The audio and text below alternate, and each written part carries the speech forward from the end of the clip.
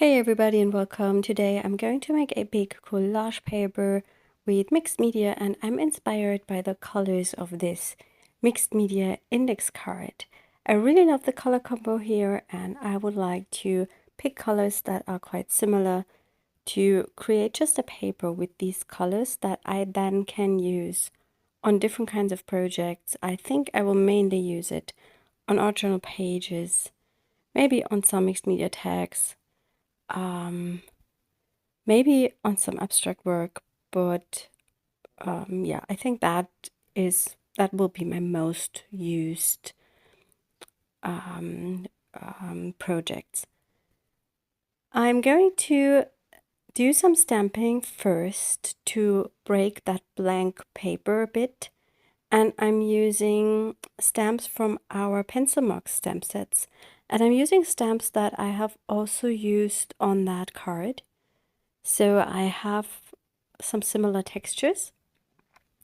Well, I think the leaf stamp is from another set, but there is a leaf which is quite similar on our pencil marks number 8. I will list all the stamp sets I'm using in the video description and also all the supplies. I'm now going through my stamp pads to see which colors I'm going to use. And I'm working on a piece of newsprint paper. I love that newsprint is very thin, and that's perfect for collage. And I'm using waterproof inks because I will go on top with a lot of other mediums to create layers and depth. I will now stamp my images randomly all over the paper with these different inks that I've pulled out. I'm using the black StazOn Midnight Blue and some kind of brown Ranger archival ink. I can't remember which ink it was. I would try to put the names of the inks maybe behind the product so you can find them, but I think it might be coffee. I'm speeding that up because that takes me a while to fill the whole spread, so I don't want you to be bored. I just re-inked my Midnight Blue ink pad, and whilst the ink is soaking in, I'm stamping with the brown ink using a text stamp just to bring in some interesting textures. Some of these images that I'm stamping will be covered up completely, some not. And the interesting thing is that they will show through in some areas or in many areas, and that will build up texture and depth. And that's why I like to start with something on the background instead of laying down paint first. I wasn't sure with which medium I want to start, and I knew that I made this index card with soft pastels on the background.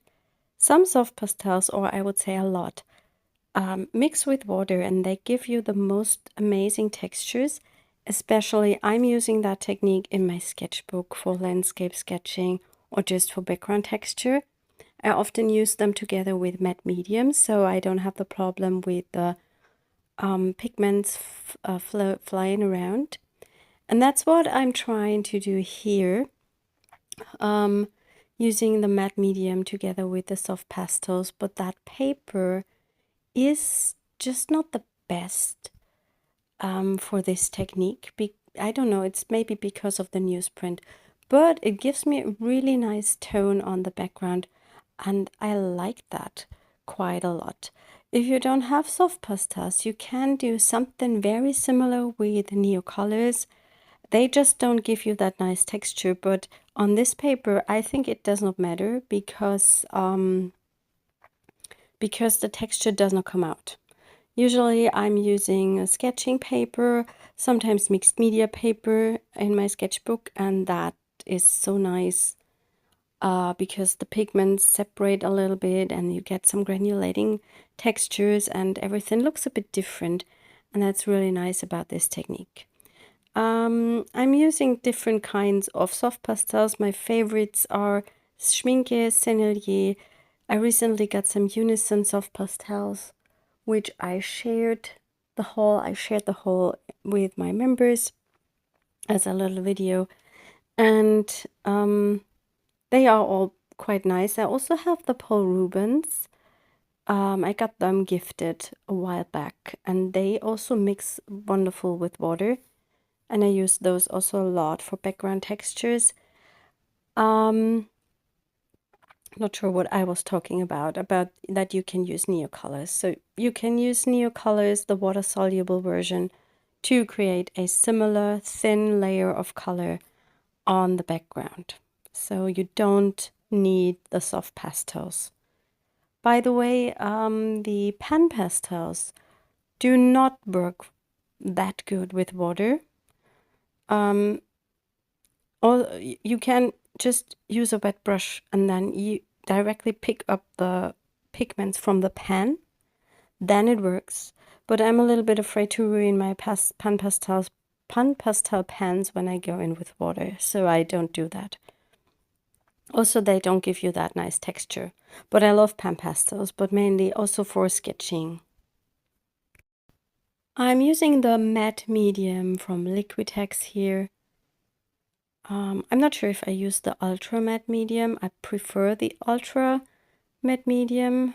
No, I think I used the other one because it's really matte. It's so matte. It's wonderful to sketch over the top.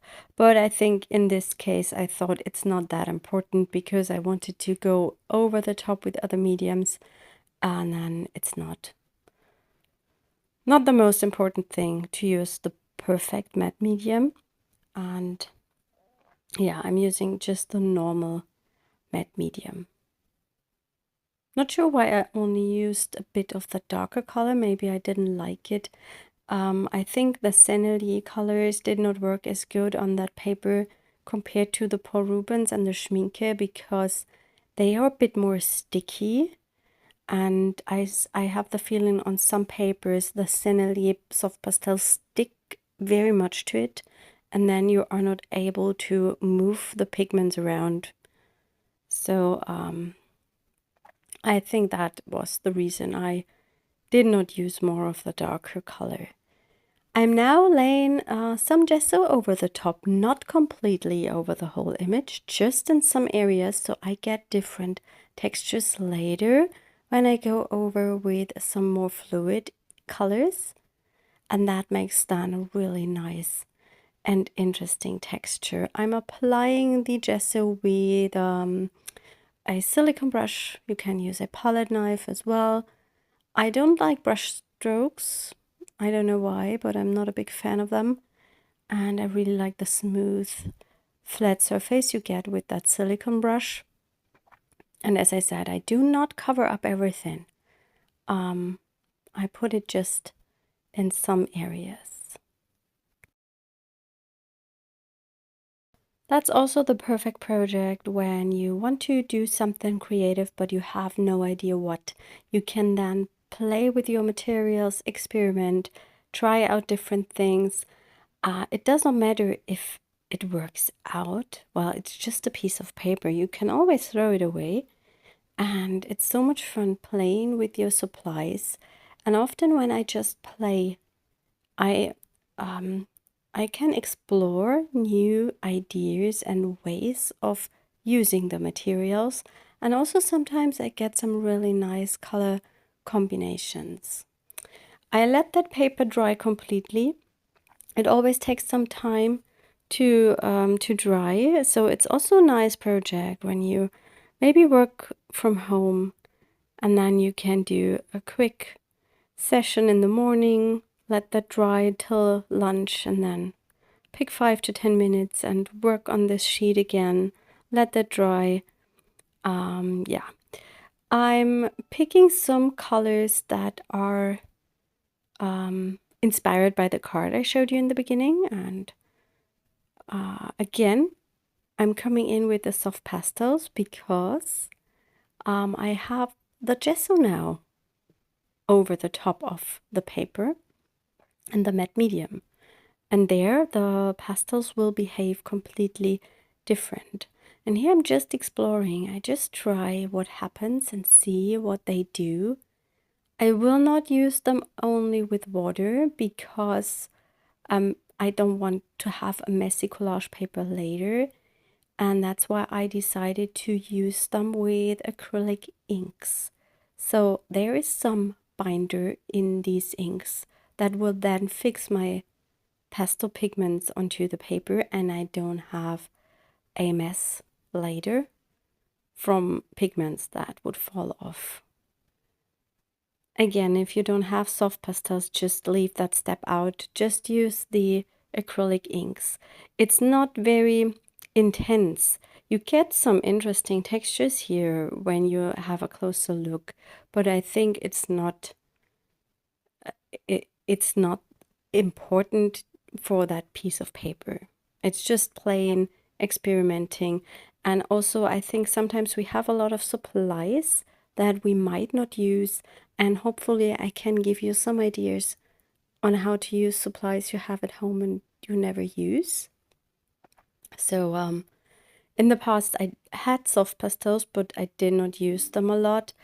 But when I got into sketching a few years ago, I started using my soft pastels a lot more, and now I use them very regularly. And I also love taking them out when I draw on location, because when you are outside, the dust you get from them is not as important as when you are in the studio.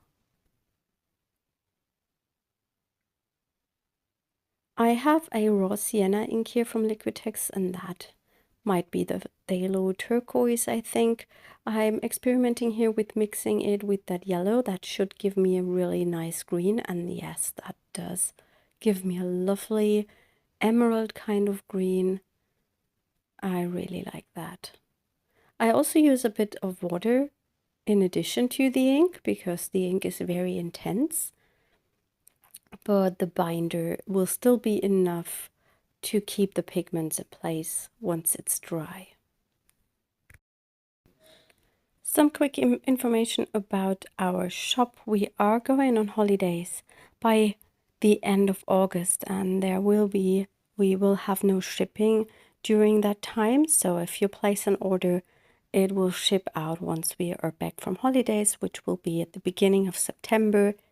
And all the information are posted on our shop website at the very top, so you can see the time we are leaving and the last date you can order, and we will ship it before we are leaving. I have already recorded my upcoming videos because of our holidays, and I haven't used that paper so far, but I will start using it once I am back, and I will definitely share videos here how I'm using it, and also projects with it over on our shop blog, which I will link up in the video description. We share a lot of tutorials over there. I have a lovely design team that always has some really nice artsy and crafty ideas, whether it's art journaling, card making, or mixed media, anything that uses stamps and stencils. I grabbed another tool that you might not have, because I have to say that I'm a little bit addicted to art supplies and I have a lot. And this is a liquid charcoal. It's from Derwent. It's the liquid charcoal palette, and that's really nice for texture. I just can recommend getting some kind of liquid charcoal, but I think it would be enough to get one black liquid charcoal. I think there are liquid charcoal XL blocks available. I'm not sure if they are sold separately. What I know is available are the Art Chunky sticks from Craftelier, and they are sold separately, and they have a black, which is something very similar to this that I'm having here. I use it regularly, but usually I only use the black. I use some of the other colors as well, but for mixed media, I love that black, and I don't use it a lot in my sketchbook. Not sure why. Maybe I should start using it a bit more, but sometimes if I have too many supplies, I just don't know what to use. And that's one of the things that is not at the top of the stack that I'm reaching out for. So, but it's really lovely thing to bring in a grungy kind of texture. I'm not sure if a normal drawing charcoal will also mix with water. That might be. Maybe if you have some charcoal at home, just try if it works with water. Here I'm going in with some scribbly mark making using a water-soluble pencil. I think that might be either a Derwent Inktense pencil or the Stabilo All pencil. I love both. Both are very intense. And I also love the Stabilo All because it has a really nice line quality and I use it a lot in my sketchbook. I also love the Derwent Inktense because they are so versatile. You can use them for so many different things. I love to use them for stamp coloring in my sketchbook, to just scribble them onto the page and then mix them with water and you get a really inky look. And that's so nice when you are out or on holidays and you don't want to, and you cannot take inks and such, but you have these Derwent sticks or pencils and they will give you that really lovely inky feeling. I'm dipping the nib of the pencil into water from time to time, so I get a really nice pigmented line. Here you see the paper, it has dried, and now I work over the top to create some more texture. And I'm using my stencil for that. I'm using the Ornament #1 stencil together with some white, I think it's acrylic paint. Not sure. I think I picked acrylic paint. You can use everything. Gesso paint. Texture paste maybe. I try to not to overload the sponge, so I do not press the paint under the stencil. That's the only thing I think you have to care a little bit about, because we don't want to have a mess. We want to see the pattern of the stencil. I will now speed up that process a little because it takes me also a while to apply the stencil pattern. And I think it's a really lovely way to bring in some highlights to a background.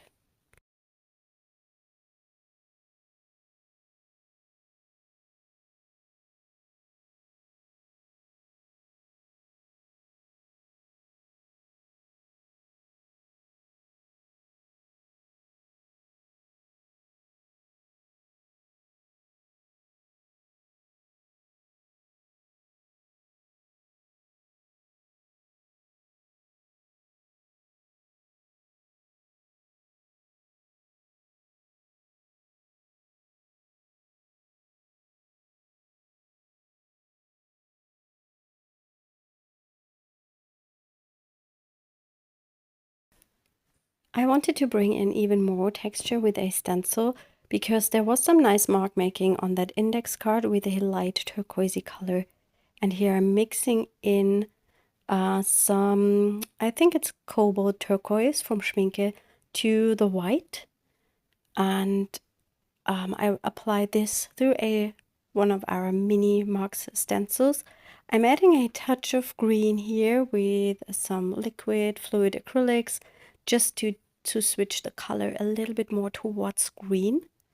And I also add a little bit more white to make it a bit lighter. And now I'm doing the same thing just with another stencil.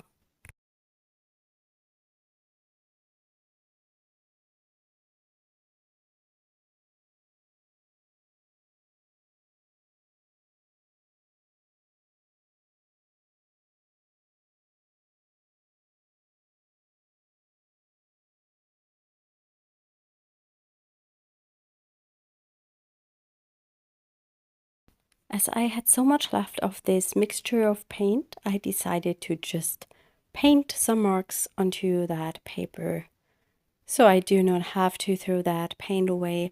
Well, usually if I have some leftover paint, I just grab a piece of paper and smush it on. And then I use these leftover paint papers as collage papers on projects.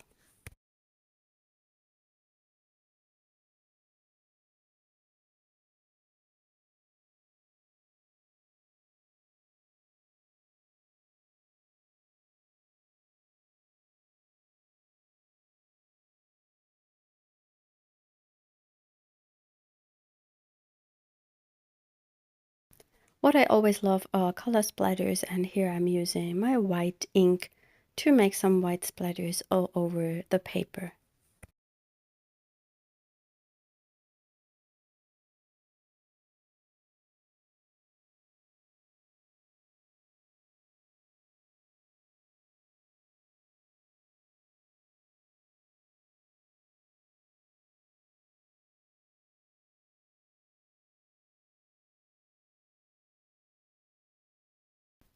And in my next step, when everything is dry, I want to do some more mark making.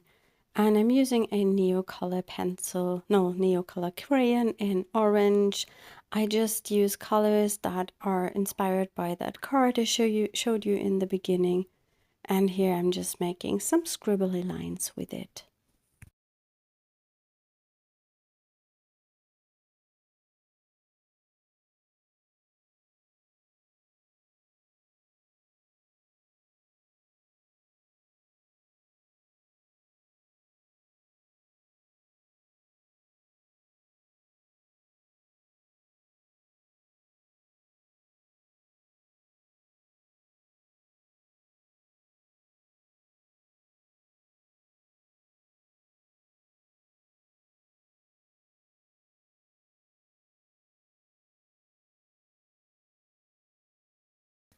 There was some neon pink on the card, and I wasn't sure if I should add that to the paper, but I think I decided not to add it, because when I use the paper, I always can come in with that neon pink in addition.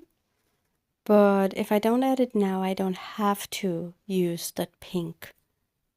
Or maybe I should have used it just in a small area, but I don't use it here.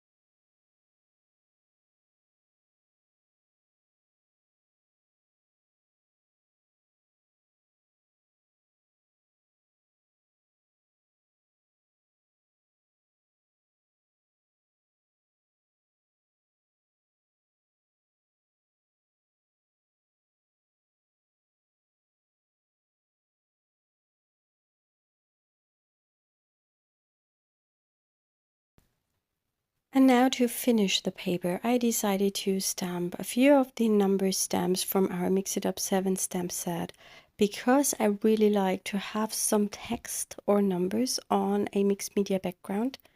And I like to have these collage papers almost finished. So if I then use them, I don't have to take out any other stamps and stuff to finish that project. So I already have loads of textures going on. And if I use it in collage, I don't want to take out everything I have, if that makes sense. So I really prefer having things ready so I can focus on the creative process and don't have to think about too much what else I could add. Well, sometimes I do that when I have a lot of time and if I'm in the mood to. But sometimes I just want to make something creative and I don't want to take out everything, and I don't have an hour to just think about the elements I want to use. And then I really like to have a finished piece of paper where I don't have to do loads of other stuff. That's the same with the handmade washi tapes. I love them to create because there is not much else I have to do. Well, I can, but I don't have to.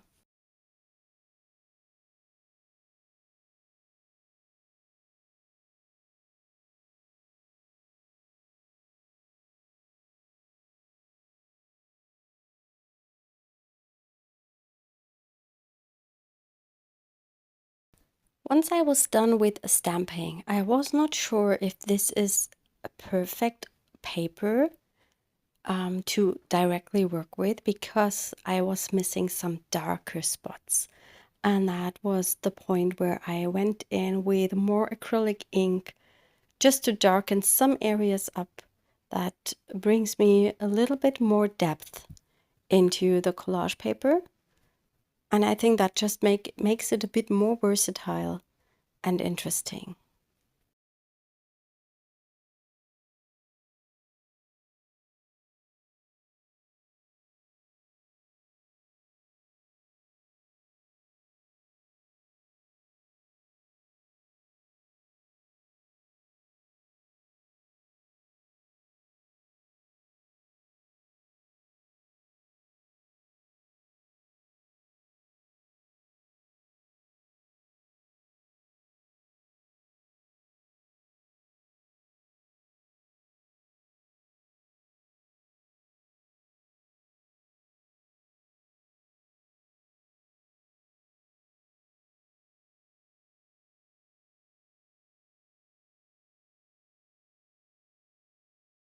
I think I now call my paper done.